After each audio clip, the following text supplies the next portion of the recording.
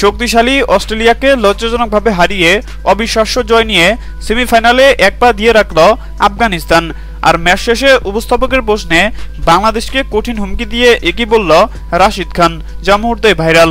দর্শক, আজ বিশ্বকাপের সুপার 8-এর 48তম ম্যাচে অস্ট্রেলিয়ার বিপক্ষে শুরুতে ব্যাটিং করতে নামে আফগানিস্তান। আর শুরুতে ব্যাটিং করতে নেমে নির্ধারিত 20 ওভার শেষ করে 6 উইকেট হারিয়ে 148 রান করতে সক্ষম হয় আফগানিস্তান। দলের হয়ে সর্বোচ্চ 60 রান করে রহমানুল্লাহ গুরবাজ। আর 149 রানের লক্ষ্য তাড়া করতে নেমে শুরুতেই গোল্ডেন ডাক মেরে সাজঘরে ফিরত যায় ট্রাভিস হেড। এরপর আর কোনো ব্যাটাররা উইকেটে দাঁড়িয়ে থাকতে পারেনি। আফগান বোলারদের অগ্নিছড়া দুর্দান্ত বোলিংয়ে একের পর এক উইকেট হারিয়ে ড্রেসিং রুমে যাওয়া আসার মিছিল করে। তবে শেষের দিকে ম্যাক্সওয়েল দুর্দান্ত ব্যাটিং করে দলকে জয়ের দিকে নিতে থাকলেও শেষ পর্যন্ত 59 রান করে তিনি সাজঘরে ফিরত যায়।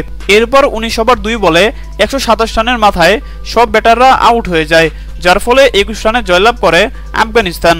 আর শক্তিশালী অস্ট্রেলিয়ার বিপক্ষে এই জয়ের মাধ্যমে সেমিফাইনালে এক পা দিয়ে রাখল আফগানিস্তান। আর তাই তো ম্যাচ শেষে উপস্থাপকের প্রশ্নে বাংলাদেশকে রীতিমতো কঠিন হুমকি দিয়ে বসল রাশিদ খান। তিনি বললেন, পরবর্তী ম্যাচ আমাদের বাংলাদেশের সাথে, বাংলাদেশকে লজ্জাজনকভাবে হারিয়ে সেমিফাইনালে আমরাই যাব। হ্যাঁ দর্শক, আপনাদেরকে বলছি, রাশিদ খানের এমন মন্তব্য আপনারা কেমন চোখে দেখছেন জানিয়ে দিন আপনাদের গুরুত্বপূর্ণ মতামত আমাদের কমেন্ট বক্সে।